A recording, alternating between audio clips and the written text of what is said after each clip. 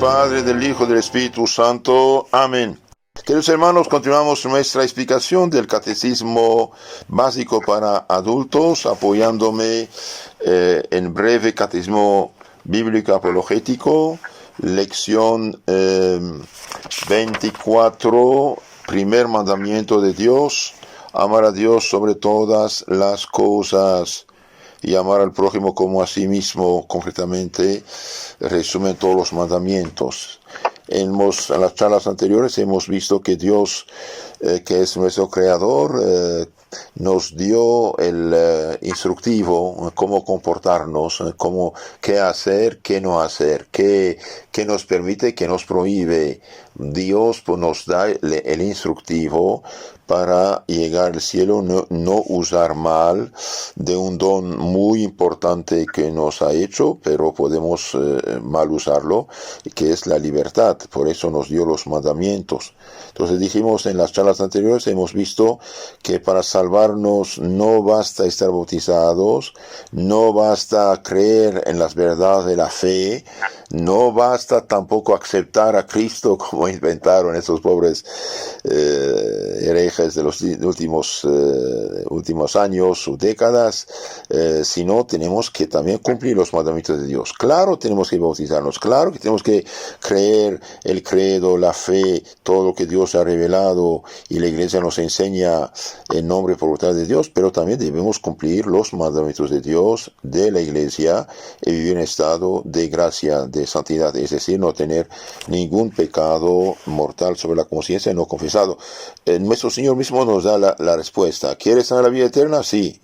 Si quieres entrar a la vida eterna, guarde los mandamientos. No puede ser más claro. San Mateo 19, 17. Ahora dijimos también, para guardar los mandamientos hace falta vivir cristianamente, alejarse de las ocasiones del pecado, formarse en la fe. Todo católico debería leer y meditar, y varias veces en su vida, de la primera a última página del catecismo. Claro, según su edad, ¿no? Chiquitos, pequeños, los grandes catecismos de adultos, ¿no? Y también frecuentar los sacramentos, confesarse, comulgar, rezar, alejarse de las ocasiones del pecado, dijimos. Y los que, por ejemplo, no están casados por la Iglesia, tienen que casarse por la Iglesia o separarse si no están en estado de pecado. Hemos visto que los mandamientos son 10, 3 para con Dios, que dan firmeza a los 7 últimos. Amar a Dios sobre todas las cosas, no tomar el santo nombre de Dios en vano, santificar las fiestas, honrar al padre y a la madre, no matar, no fornicar, no hurtar, no levantar falso testimonio y mentir, no desear la mujer del prójimo, también su esposo, y finalmente no codiciar los bienes ajenos.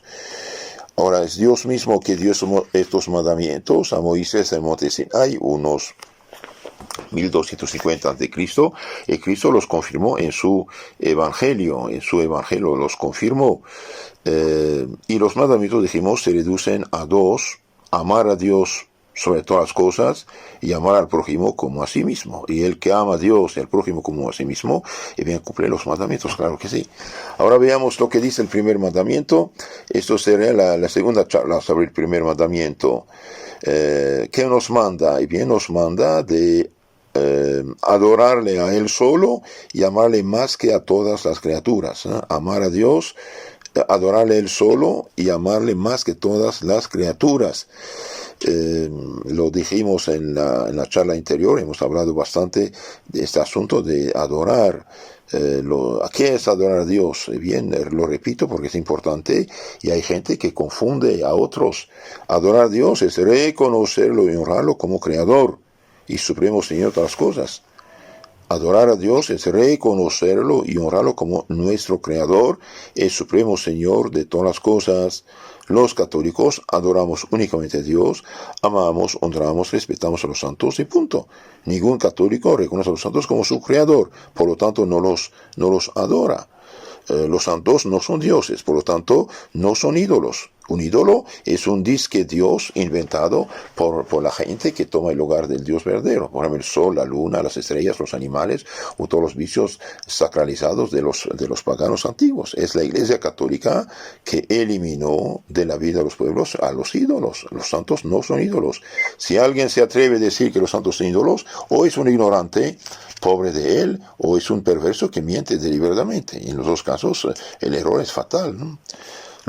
Sabemos también que los santos son auténticos discípulos de Cristo, cumplieron totalmente su santa voluntad de su evangelio, y por eso Cristo mediante ellos hizo y sigue haciendo milagros en este mundo. Es Cristo que actúa mediante los santos y no son los santos en sí. Los santos son humanos como nosotros, pero son hijos amados de Dios y instrumentos de Dios. ¿Por qué?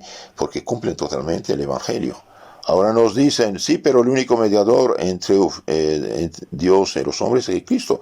Lo sabemos, señores, lo sabemos desde el siglo I al XXI, no hemos esperado ustedes para saberlo. El único mediador por oficio es Cristo nuestro Señor. 1 Timoteo 2:5, claro que sí.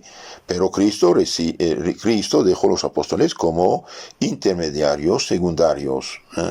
Cristo, mediante los apóstoles, hacía el bien, hacía los milagros, bautizaba, daba su Espíritu Santo, perdonaba los pecados, y sigue hoy lo mismo, mediante los santos. Entonces los santos son intermediarios secundarios y no primarios. Ahora pasamos a la pregunta 129 de nuestro catecismo. ¿Qué es amar a Dios sobre todas las cosas? Entonces nos manda de amar de todo nuestro corazón, toda nuestra mente, todas nuestras fuerzas y entendimiento y al prójimo con nosotros mismos. Y bien, ¿qué es amar a Dios en lo concreto? Y bien, es preferirlo a toda criatura. Amar a Dios sobre todas las cosas es preferirlo a toda criatura y estar dispuesto a perderlo todo antes que de ofender a Dios. Entonces, amar a Dios sobre todas las cosas significa estar dispuesto a perder todo, incluso la vida, antes que ofender a Dios. Por ejemplo, decían los primeros cristianos, todos católicos, de la Iglesia Universal Católica, decían, ponga 2 granos de incienso sobre delante el disque Dios, el ídolo Zeus, o Júpiter o Venus, y te dejamos en paz. No, Señor, yo no reconozco a Dios como Dios o Dios, no hago esto. Y lo mataban. Entonces, preferían estos cristianos perderlo todo antes que ofender a Dios. Y durante todos los siglos hubo persecuciones contra la iglesia, contra los cristianos. Todos los siglos hubo persecuciones, todos los siglos. Persecuciones son realmente decenas de miles, centenares de miles de cristianos martirizados, y quizás millones y millones martirizados hasta el siglo XXI. Esto es algo serio. Estos cristianos amaban a todos, amaban a Dios más que todas las cosas. Por ejemplo, durante el masacre de los cristianos armenios, arameos, siriacos, caldeos, asirios, griegos, en Turquía en 1915, los musulmanes agarraban las personas cristianas, especialmente las mujeres, las muchachas, pues decían, hágate musulmana, cásate conmigo y te dejamos la vida. No, yo soy cristiana. Y viva Jesús, y les cortaban con hacha la cabeza y echaban los cuerpos en los pozos. Sí, esto pasaba. Amaban a Dios más que todos. Por ejemplo, una muchacha está en una oficina, un mal jefe de estos corruptos, perdidos, paganos, quiere tomarla por mujer, por amante falsa. Y bien, ella prefiere perder su trabajo, perder todo, antes que ofender a Dios por el pecado. Por ejemplo, un funcionario pierde su trabajo, no consciente en ofender a Dios con la corrupción. Igual un militar, igual un policía, igual un político, igual cualquier cristiano. Entonces es algo serio. Por ejemplo, a veces hay, incluso en el mismo matrimonio, hay esposo o esposa, para no tener problemitas, ofenden a Dios para no tener problemitas, pero es mayor problema, porque ofender a Dios es dar la espalda al cielo, la vida eterna, y abrir delante de sí la puerta del infierno. Entonces, amar a Dios sobre todas las cosas es preferir perderlo todo y perder la vida antes que ofender a Dios nuestro Señor. De hecho, Cristo dijo, si me amáis, guardaréis mis mandamientos. Si yo amo a Dios sobre todas las cosas y prefiero perderlo todo antes que ofender a Dios, debo también con caridad, con respeto, pero decir la verdad. No hay religiones, no hay iglesias, no hay salvadores, hay un Salvador. Y ese Salvador se llama Jesucristo, no hay otro. No hay otro. Si yo amo a la gente no cristiana, a la gente no católica, debo decir la verdad. Hermano mío, criaturas de Dios que eres, ¿quieres llegar a la vida eterna? Sí, el camino es esto. Cristo dijo, soy camino, la vida y la verdad. En la medida que la gente no ama a Dios, no ama la verdad de Dios, entonces se hace liberales, pensando que son abiertos, progresistas, pero progresan ¿hacia dónde? Hacia el caos, hacia el error, hacia el infierno, hacia el pecado. Y esto no es amar. Amar a la gente no es engañarla. Un hombre que está en unión libre, no puedo decirle, no hay problema, siga así. No, Señor, está en el pecado mortal de fornicación contra el sexto mandamiento. Y además está en pecado de escándalo. Entonces debo decirle, o te casas como Dios manda, o te separas, pero mientras estás en pecado. Y está dando escándalo, doble pecado, de injusticia, de fornicación, de escándalo, ¿no? Si me amáis, guardaréis mis mandamientos, mis mandamientos. Si yo amo a los protestantes, debo decirles, hermanos, regresen a la fe, a la iglesia. ¿Cuál iglesia? Pues la que Cristo fundó. Yo no sigo ninguna iglesia, solamente sigo a Cristo. Sí, pero entre tú y Cristo hay un charco de 2000 años y usted nunca conoció a Cristo. Si sabes algo de Cristo, lo debes a la iglesia que Cristo dejó fundada, que hace 2000 años está con la sangre de sus hijos martirizados, defendiendo el evangelio y predicando el evangelio. Esta iglesia es sostén y fundamento de la verdad. 1 Timoteo 3:15. Entonces, amar a Dios sobre todas las cosas realmente es seguir la ley de Dios. Y hoy los católicos de hoy, liberales, modernos, relativistas, esto no es amar a Dios. No es amar a Dios. Decir a un hombre, por desgracia, fracasado a su matrimonio, que pueda volver a hacer su vida, no es correcto. No es amar a Dios, tampoco es amar al prójimo. Es muy humano. Y hoy vemos las cosas de una manera muy humana. Tenemos que verlas con los ojos de Dios. Bien, esto acerca de adorar y amar a Dios. Entonces, adorar a Dios, dijimos, es reconocerlo, honrarlo como Señor y Creador nuestro. Y amar a Dios sobre todas las cosas es preferir perderlo todo, incluso la vida, antes que ofender a Dios nuestro Señor. Si me amáis, guardaréis mis mandamientos. Si me amáis, guardaréis mis mandamientos. Ahora, este primer mandamiento de adorar a Dios solo y amarle más que todo, contiene las tres virtudes teologales: fe, esperanza, caridad. Y mediante la virtud de religión, Dios nos ayuda a rendir culto verdadero a Dios, el culto que le es debido, que le es debido. Entonces, en este primer mandamiento, primero hay que creer en Dios. Sin fe es imposible agradar a Dios. Ella es el mandamiento y la razón de ser de nuestra justificación. Es imposible agradar a Dios sin creer en Dios. Entonces un ateo, aunque sea bondadoso, que hace buenas obras, todas esas cosas, ok. Siendo de civilización cristiana, es normal que las haga, esa es su cultura, aunque no tenga fe, pero sin creer en Dios es imposible salvarse, dice San Pablo. ¿Cuál es el objeto de la fe? Debemos creer en Dios, adorar a Dios, amar a Dios. ¿Qué debemos creer? Debemos creer todas las verdades reveladas por Dios y enseñada por la iglesia. ¿Cuál iglesia? La iglesia que Cristo dejó fundada. ¿Y cuál es la iglesia que Cristo dejó fundada? Porque hace poco escuché que eran ya 100,000 iglesias. Qué confusión, qué desastre. Y bien, una iglesia que no es una santa católica apostólica no es la de Cristo. Una iglesia que no tiene 2000 años, olvídalo, ni saludar a sus fundadores, porque son unos anticristos malhechores, ¿no?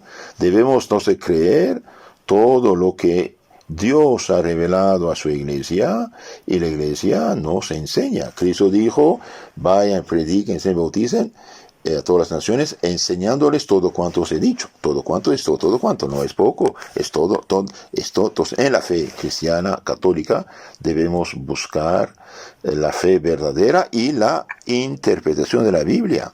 Por lo tanto, ningún católico o ninguna persona no bautizada, pero que aspira a conocer la religión cristiana, nadie de eso debe escuchar explicaciones bíblicas veniendo del protestantismo, de lo que no es católico. ¿Por qué? Y porque mezclan cosas robadas en la iglesia, la Biblia de nosotros, y cosas mal interpretadas, mal explicadas, mal aplicadas de su cosecha. De ahí viene el error, la herejía. La fe es como un balón. Un balón tiene, por ejemplo, 10 pedazos de tela. Si quita un pedazo, ya no hay balón. Lo mismo, entonces debemos creer todo lo que Dios ha revelado. Es muy importante. Entonces, todo cristiano que quiere salvarse debe saber y creer de una manera explícita, con necesidad de medio, las verdades siguientes. 1. La existencia de un Dios único, creador de todas las cosas, a las que conserva con su providencia, que es un Dios. 2. Debe creer inmortal del alma y la existencia de otra vida, donde Dios recompensa a los buenos y castiga a los malos. Y 3. A estas dos verdades hay que añadir, según la mayoría de los teólogos católicos, desde la promulgación del Evangelio, creer los 3 principales misterios de la religión cristiana, que son la Santísima Trinidad, la Encarnación y la Redención. Es necesario, con necesidad de preceptos, saber al menos en cuanto a la sustancia y creer explícitamente los artículos del símbolo del credo, los preceptos del decálogo, de los mandamientos, y la doctrina de la Iglesia acerca de los sacramentos que cada uno debe recibir, el bautismo, la Eucaristía, la penitencia, ¿sí? Entonces es necesario informarse, y un católico ignorante por su culpa, por ser flojo, por nunca ir a la iglesia, por nunca escuchar sermones, catecismo, formarse, peca. ¿Por qué? Porque es una ignorancia vencible. Y no basta tener la fe interior, muchas veces hay que profesarla exteriormente con nuestras palabras y con nuestros actos. Nuestro Señor negará en presencia del Padre Celestial a aquellos que le hayan negado a Él en presencia de los hombres. Entonces, uno nunca debe ocultar su fe, nunca debe hacerse pasar por ateo, por indiferente, por no sé qué. ¿Eres cristiano? Sí, Señor, por nacer soy cristiano católico. De la iglesia de 2000 años.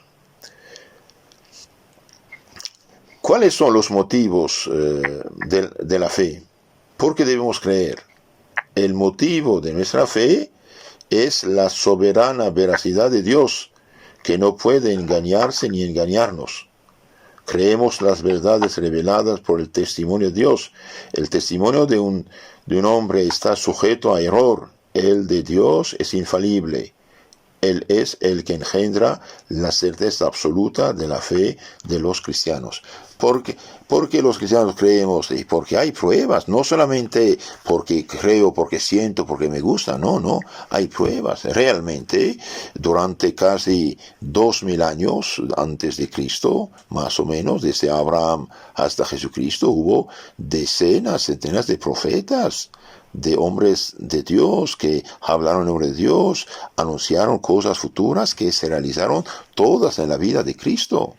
Hace 2020 años, 21 años más o menos, sabemos que hubo una persona nacida en Tierra Santa, en Belén, que vivió en Nazaret, que hizo cosas extraordinarias, probadas no solamente por el Evangelio, también por los mismos escritores paganos. Entonces, no podemos, nosotros sí tenemos pruebas de esas cosas históricas que tuvieron lugar, y una vez que analizo que no hay mentira, que no hay engaño, que no hay provecho personal, que hay sinceridad, ¿verdad?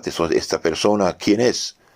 Jesús, que resucita durante todo un pueblo, que iba a sepultar al hijo de la viuda de Naim, lo resucita. Resucita la hija de Jairo, necesita el Lázaro, hermano de Marta María, frente a todo un pueblo. Eso no es cosa.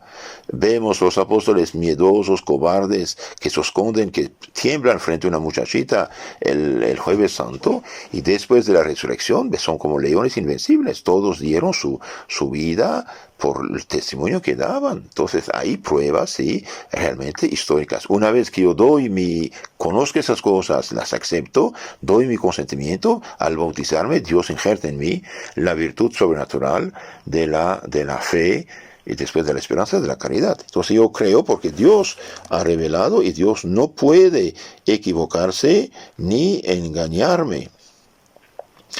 Y además la religión cristiana no favorece las pasiones humanas, más bien las domestica, mientras que las religiones fundadas por hombres y por gracia favorecen las pasiones humanas, van al corriente, se esconde tras la palabra de Dios, etcétera, pero en lo concreto favorecen las pasiones humanas. Hay religiones que permiten hasta 40 mujeres, no sé, 4 al Islam oficialmente, más todas concubinas, todo es humano en esas religiones.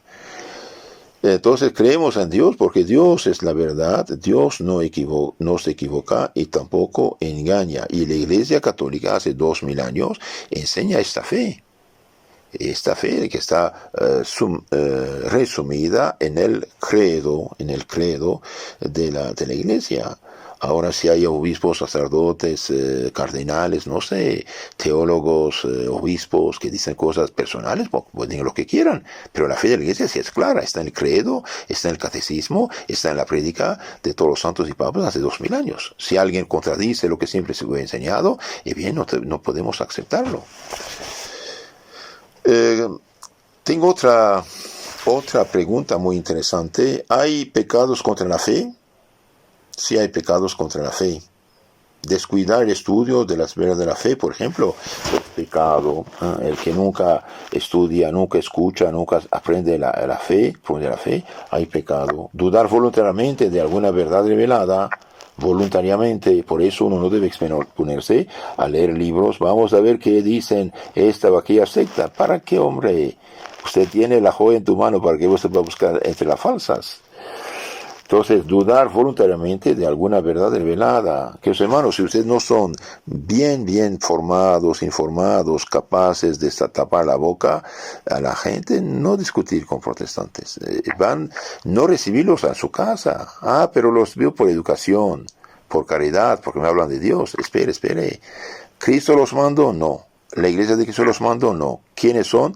Vienen rebeldes con la iglesia, vienen con el evangelio como anzuelo para engañar y falsificar. Si alguien les enseña un evangelio distinto del que habéis recibido, sería maldito. Entonces hay pecados contra la fe.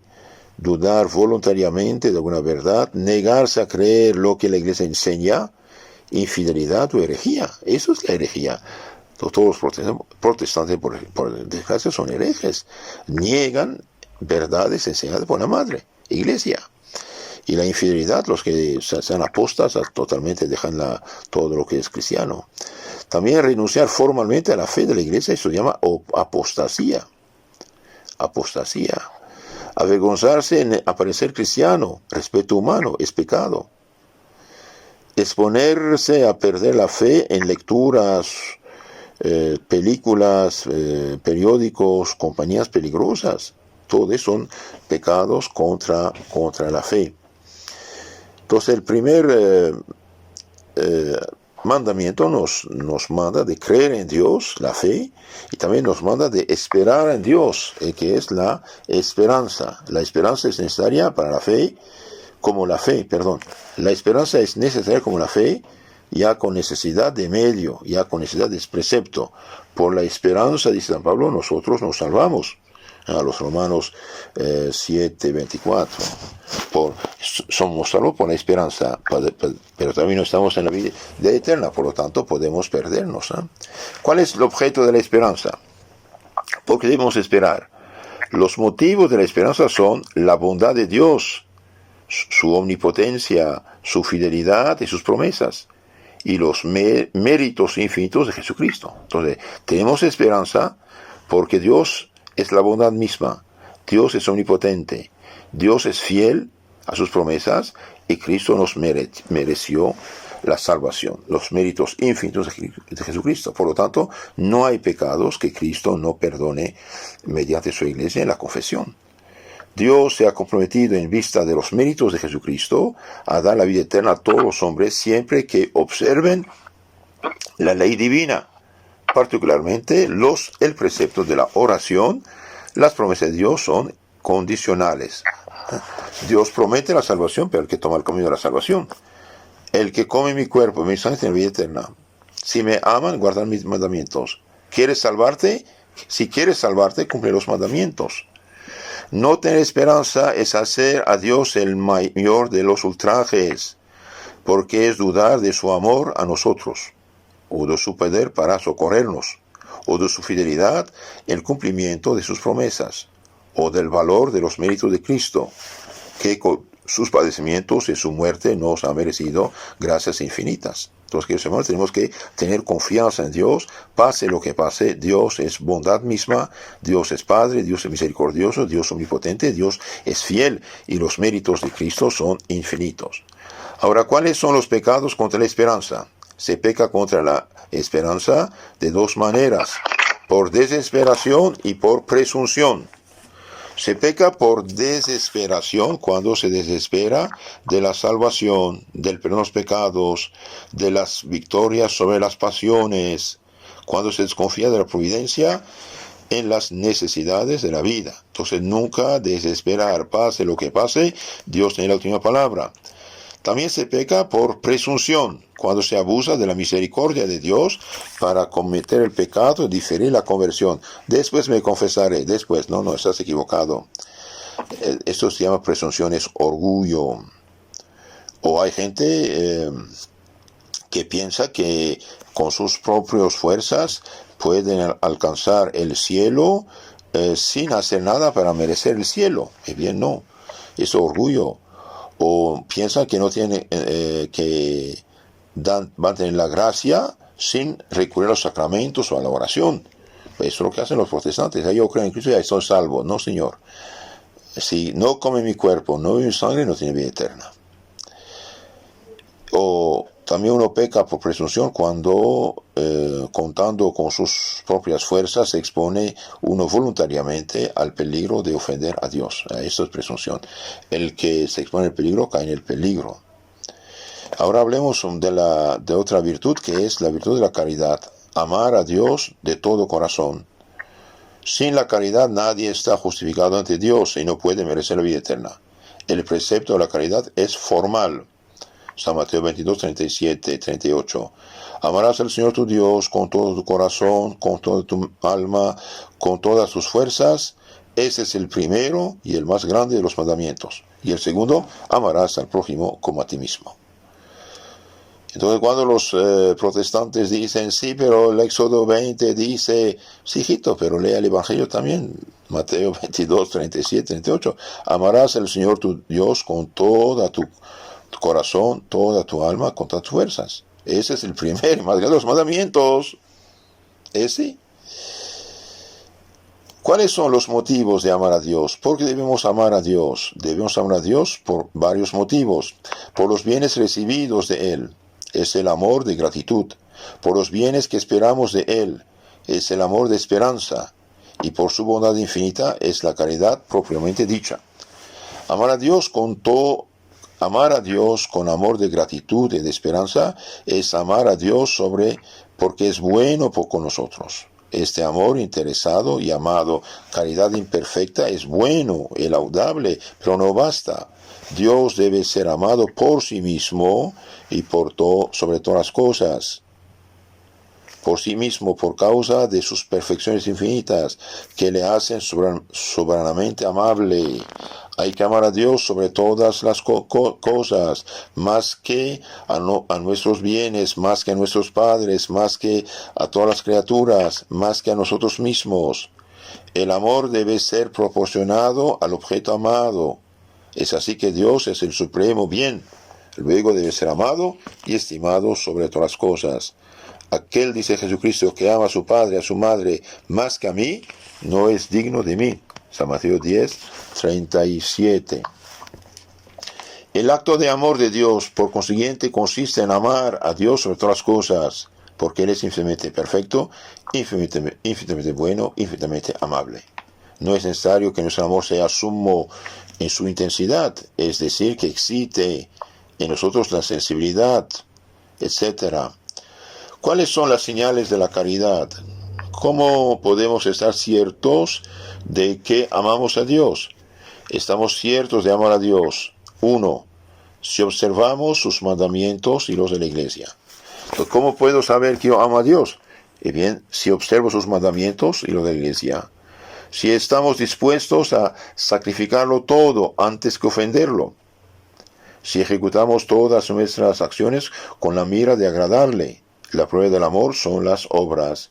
Aquel, dice Cristo, que practica mis mandamientos, me ama. San Juan 14, 15. Terminamos con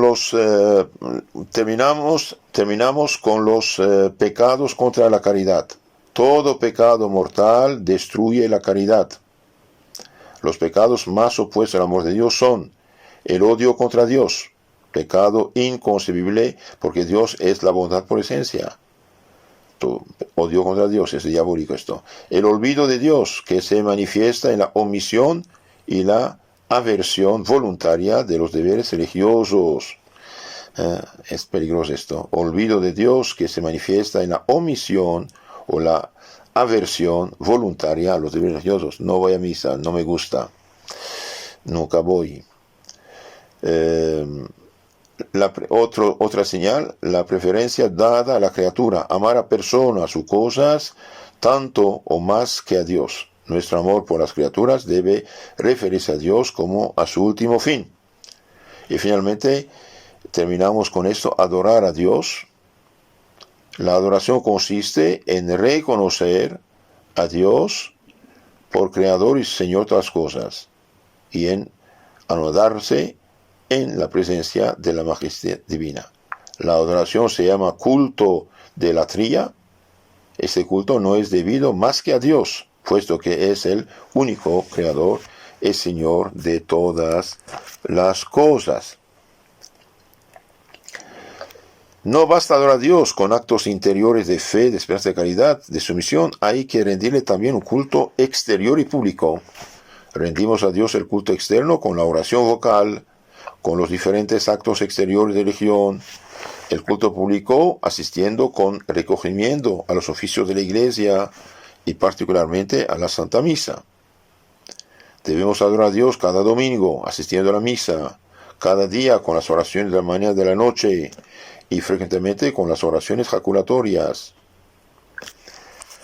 Si Dios quiere, en la charla siguiente hablaremos de los pecados contra el primer mandamiento. Solamente doy un resumen, después profetizamos.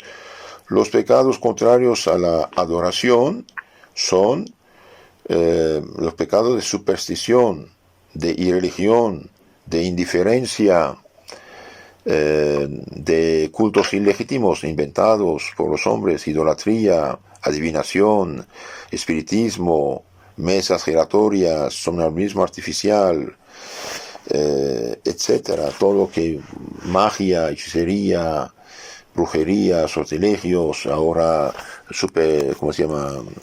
horóscopos, todas esas supersticiones sí afectan el primer mandamiento de Dios.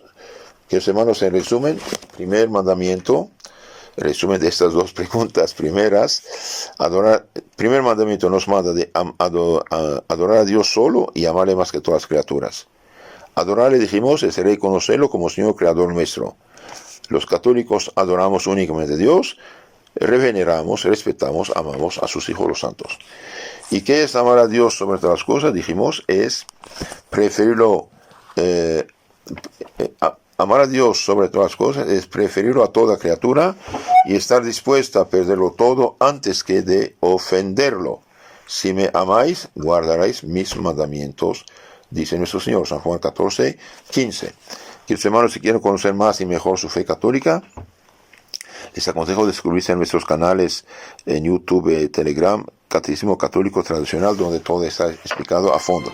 Que Dios los cuide.